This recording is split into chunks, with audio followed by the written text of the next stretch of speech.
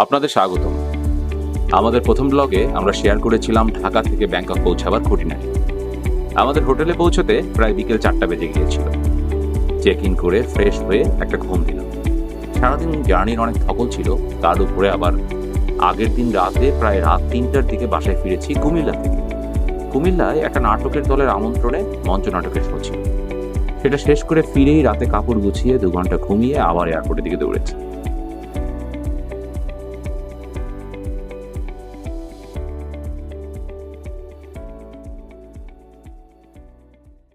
ব্যাংককে আমাদের এই হোটেলটা অধিকাংশ ট্যুরিস্ট এরিয়াগুলো থেকে একটু দূরে। আগোড়া থেকে বুক করেছি। সকালে নাস্তা সহ 1377 বাদ নিয়েছে 2 দিনের জন্য, যা বাংলা টাকায় 4400 এর আশেপাশে ছিল। আমাদের এই হোটেলটা পছন্দ করার ক্ষেত্রে আরেকটা ভাবনা ছিল, তা পরে আপনাদের সাথে শেয়ার করব।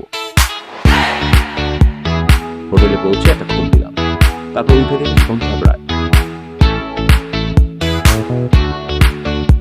পাশেই একটা সুপার শপ ছিল, সেখান থেকে কফি, চিনি, কর্নেলস মিল্ক আর নুডলস কিনে হোটেলে ফিরলাম।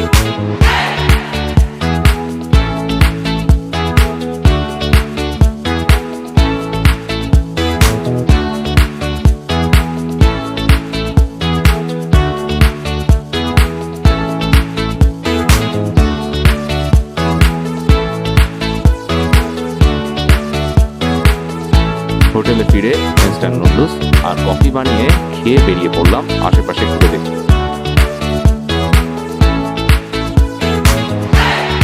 আমরা যেদিন প্রথম ব্যাংককে পৌঁছেছি সেদিন ছিল শনিবার, আর শনিবার হওয়ার কারণে এই দিকটাতে সব ভুতুরে অবস্থা। কেননা পরদিন রবিবার, যেহেতু এই সাইটটা টুরিস্ট এরিয়া থেকে একটু দূরে, তাই নিয়োগ হয়ে গেছে সব সন্ধ্যা হওয়ার আগে।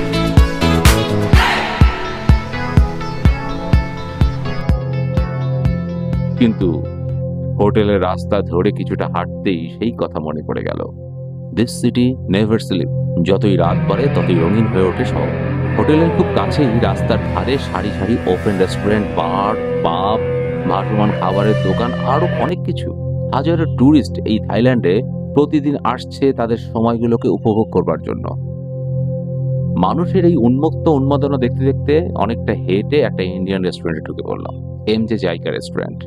ছোট রেস্তোরাঁ, সাজানো গোছানো ছিমছাম, খাবারের স্বাদও খুব ভালো।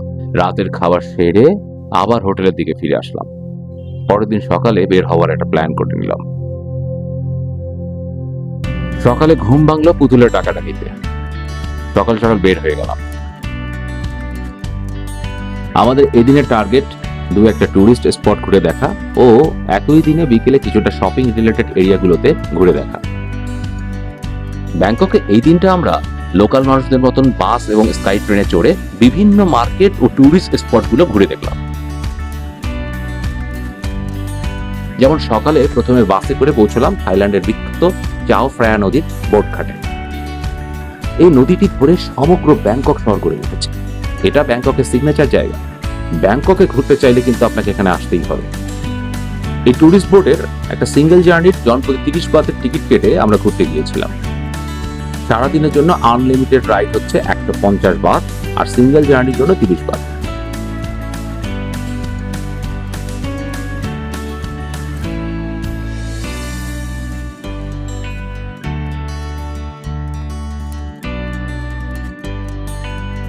গ্র্যান্ড প্যালেস থাইল্যান্ডের জনপ্রিয় স্থানগুলোর মধ্যে এই প্যালেস একটি অন্যতম স্থান। 1772 সাল থেকে এই প্যালেস থাইল্যান্ডের রাজা ও রয়্যাল কোর্টের সরকারি ভবন। এখানে যেতে হলে আপনাকে এই বোটেই যেতে হবে। ওয়াটারফল, আমরা এখানেই নামবো। ব্যাংককের এই বৌদ্ধ মন্দির দ্য টেম্পল অফ ডন নামেও পরিচিত। গ্র্যান্ড প্যালেসের বিপরীতে পুরো চাও ফ্রায়া নদী জুড়ে এই মন্দির বিস্তৃত। এই অদ্ভুত সুন্দর স্থাপনার উপর সকালের প্রথম সূর্যের আলো প্রতিফলিত হয়ে এক মন্ত্রমুগ্ধ পরিবেশের সৃষ্টি করে।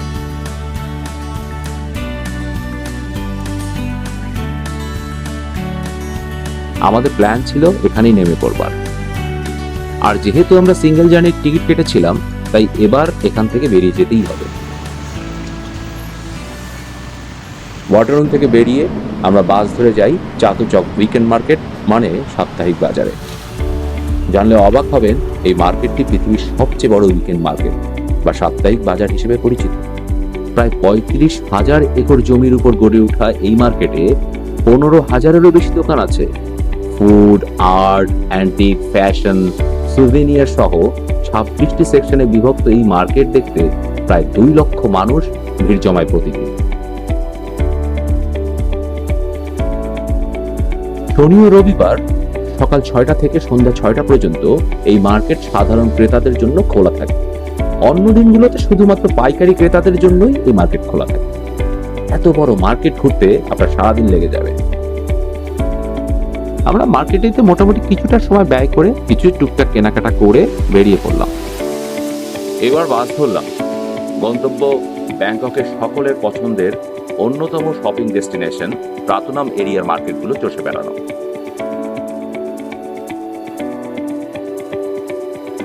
এটা হচ্ছে প্রাতনাম এরিয়া।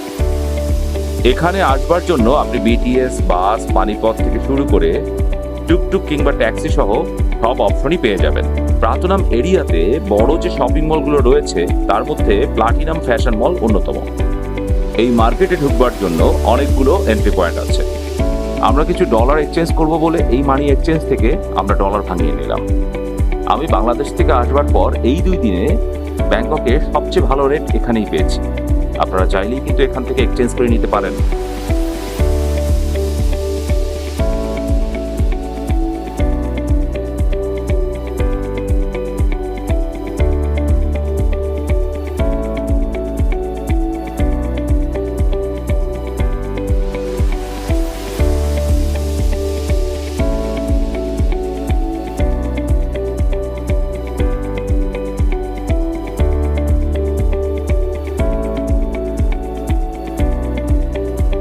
এই মার্কেটের সামনেও কিন্তু অনেকগুলো খাবারের দোকান এবং বিভিন্ন আইটেমের দোকান রয়েছে।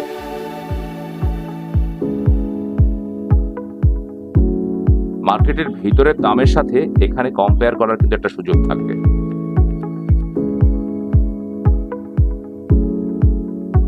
যাই হোক, আমরা প্লাটিনাম মার্কেটের ভিতরটা ঘুরে দেখলাম। এখানে দাম অল্প সামান্য বেশি মনে হয়েছে চাতচক মার্কেট থেকে, যদিও বা এসি মার্কেট হওয়াতে সেটা মানানসই লেগেছে।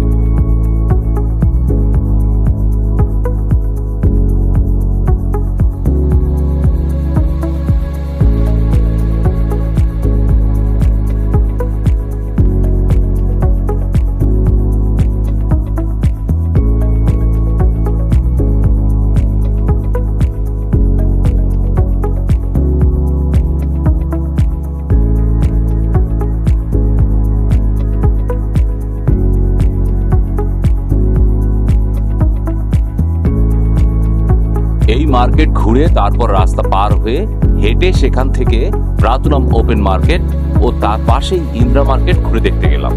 চাতচকের পর আমার প্রাতনাম ওপেন মার্কেট ও ইন্দ্রা মার্কেটকেই তুলনামূলকভাবে সস্তা মনে হয়েছে। তবে এই মার্কেটে মনে হলো পণ্যের কোয়ালিটির বেশ পার্থক্য রয়েছে। বিশেষ করে কসমেটিক্স গুলো ঠিকমতো দেখে না কিনলে কিছুটা প্রতারণার শিকার হতে পারেন। এই মার্কেটটি কিন্তু বিশাল বড়।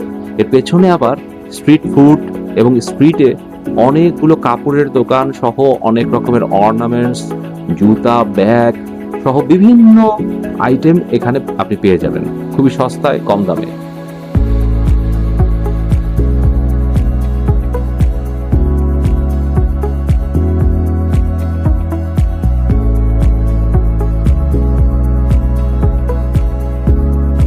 এখানে আসলে একটা জিনিস খেয়াল করবেন, এই প্রাতনাম ওপেন মার্কেটের পিছন সাইড মানে বায়োগি স্কাই হোটেল বরাবর পুরোটাই কিন্তু একটা শপিং স্ট্রিট। আপনাকে সবটা ঘুরে দেখতে অনেকটা সময় লেগে যাবে।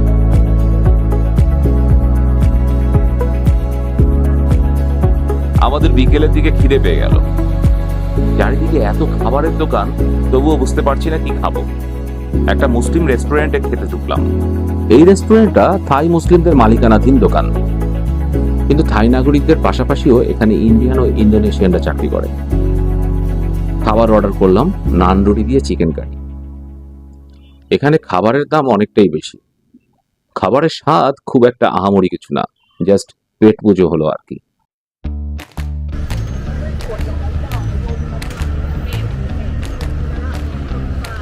খাবার শেষ করে বাইরে বের হতেই দেখি সন্ধ্যা নেমে এসেছে। আমাদের এবারের গন্তব্য এমবিকে মার্কেট। রেস্টুরেন্ট থেকে বেরিয়ে সামনে আসতেই দেখি ফল কেটে বিক্রি করছে। থাইল্যান্ডে এসেছি অথচ ফল খাবো না, তা কি আর হয়? যাই হোক, ফল খেয়ে আবার যেদিক দিয়ে এসেছিলাম, মানে প্লাটিনাম ফ্যাশন শপিং মলের দিকে রাস্তা বরাবর কিছুটা হেঁটে মার্কেটের সামনে গিয়ে বাস করলাম। এবারের গন্তব্য এমবিকে মার্কেট। 10 থেকে 15 মিনিটের মধ্যে এমবিকে মার্কেটে পৌঁছে গেলাম।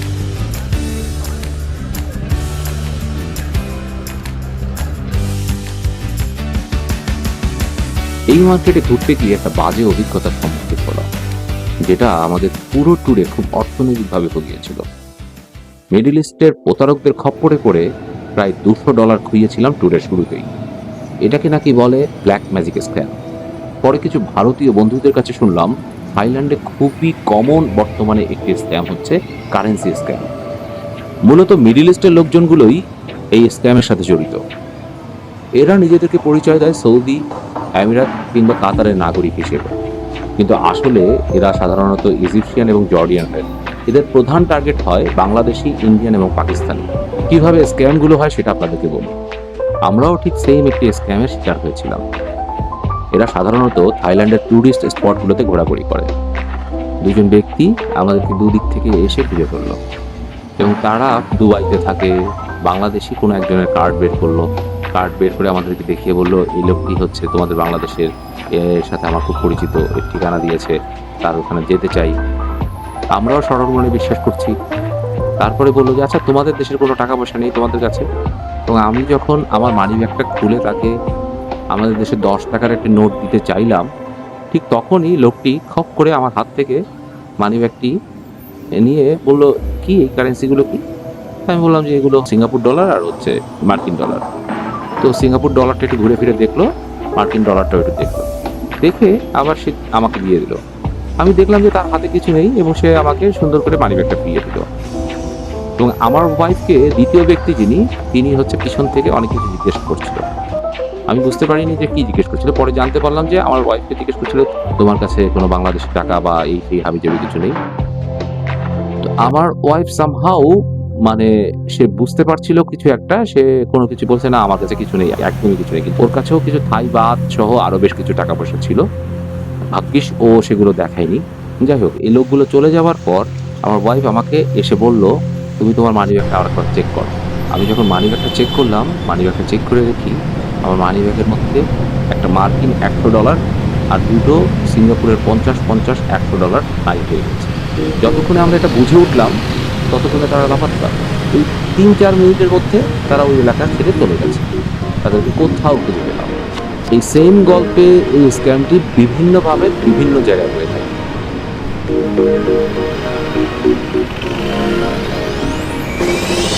আমাদের মতন এই স্ক্যামের শিকার অনেক বাংলাদেশিকে হতে শুনেছি এবং হোটেলের রিসেপশনিস্ট শোনার পরেই বলল তোমরা কেন পুলিশকে ইনফর্ম করোনি? এই মুহূর্তে আসলে মাথায় কাজ করছিল না। এই স্ক্যাম থেকে বাঁচার উপায় হলো দেশের বাইরে ঘুরতে এসে খুবই সাবধানতা অবলম্বন করতে হবে। কেউ টাকা পয়সা ডলার দেখতে চাইলে দেখানো থেকে সম্পূর্ণ বিরত থাকবে। পুলিশের সহযোগিতা নিতে পারবে যদি সিসিটিভি ফুটেজ থেকে শনাক্ত করে বের করা যায়। যাই হোক, মনের কষ্ট আর কাকে বলি। দুঃখ ভারাক্রান্ত মন নিয়ে হোটেলের দিকে ফিরে এলাম।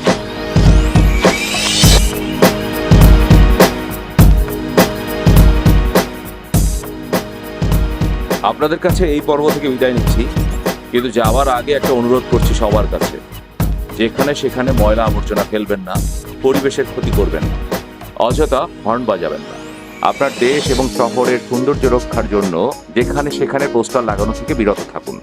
মনে রাখবেন, আপনার পাসপোর্ট একান্তই আপনার না, এটি একটি দেশ ও জাতির সম্মান বহন করে।